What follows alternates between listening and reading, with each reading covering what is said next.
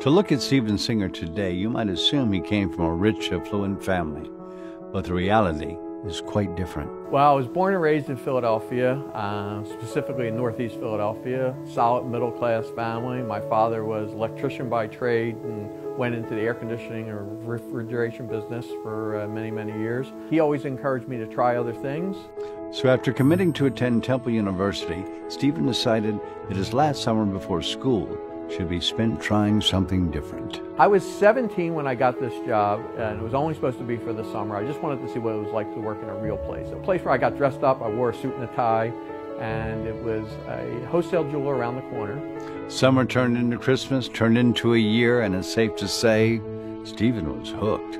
I was addicted to jewelry, and I just loved it. I loved looking at the pieces. I loved looking at how they were built, how they were constructed. I just loved the whole aspect of the jewelry business. Stephen started out as a wholesaler, selling jewelry to shop owners in Philadelphia's famed Jewelers Row, and quickly developed a reputation for hard work and integrity. I've known Stephen Singer since he was about 17 years old. Every time I went out to buy stuff for my business, he was there to help me. Stephen began traveling the East Coast selling to jewelers, and the more he learned about the business, the more room he saw for improvement. And I noticed that people had no refund policy. They had played pricing games. In other words, they would have a price of an item, and then it'd be 70% off, and then another 10%. Well, what's the real price? So Stephen decided to get a place of his own and became the youngest first-generation jeweler ever to open a shop on Jewelers Row.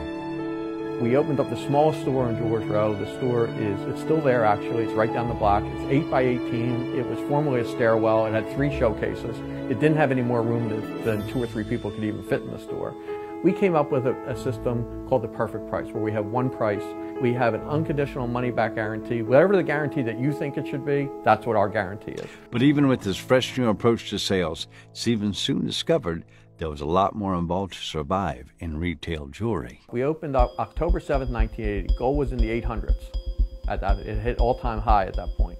So what little bit of inventory, what little bit we had, we bought at that. Gold quickly dropped to $350 an ounce. Now our inventory was worth 50, 60% less, so we're selling everything at a loss. For years, Stephen stayed on the road selling wholesale to keep his shop open, and slowly his business grew. But Stephen always was looking for a way to stand out, and one day, an off-the-cuff remark by a local customer sparked an idea. This guy had just spent about 10 grand on a ring for this girl, and he surprised her. She came in and she said, "I love Stephen Singer. I love you. I love my ring. I love the store." She was over the moon and back. She had waited for years to get this ring, and she's hugging and kissing me. One case over was a guy sitting by himself, and he turned a deadpan look and looked over at the girl and says, "I hate Stephen Singer." He goes, "Because 20 years ago, I got my wife a ring, and everything is great. We've been married. We have 2 grown kids. They're both in college. And I was done. I got my wife a ring not long ago, and 9 months later, we have our 3rd child.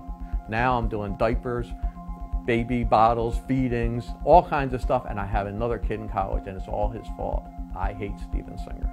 In a business built on love, Stephen decided he would be the guy everyone hates. But not everyone loved his new campaign. So we went to the radio stations, went to the billboard company, and said we wanted to do it. Nobody would take it. Nobody, they wouldn't even take our money. They said, "This is such a bad idea and so dumb, and you're going to ruin your reputation and even our reputation, that we won't do it." Eventually, Stephen was able to convince a few outlets to accept his campaign, and he launched overnight. We put up one billboard that said, "I hate Stephen Singer." We changed our website in the middle of the night to go to "I hate Stephen Singer." We changed our voicemail, and we put fake graffiti all over the windows in the store, so it looked like somebody had really done it in the middle of the night. The campaign was an instant hit. People flooded into the store, and even more called and sent email, including a few naysayers. We passed one of the best billboards of the year on one of the industry publications. We were on the cover. We won 2 Addies for best radio advertising. And the same people that wouldn't take my money and told me I was an idiot the year before asked me to speak at their sales conventions in LA and New York and talk to their sales managers of what a brilliant campaign it was. Stephen jokes it took him 43 years to become an overnight success. But rather than expand, he wants to focus on a personal shopping experience. We have no intention of opening up more storefronts. We're going to be your neighborhood national store, both bricks and mortar here at the other corner of 8th and Walnut and Jewelers Row in Philly, and online and through our catalogs. It's that personal touch that keeps so many of his sales staff loyal, in an industry with high turnover, including at least one that can't stop showing up even after retiring 15 years ago. I retired from my business, and he gave me the opportunity to work for him here. And it was just a wonderful day.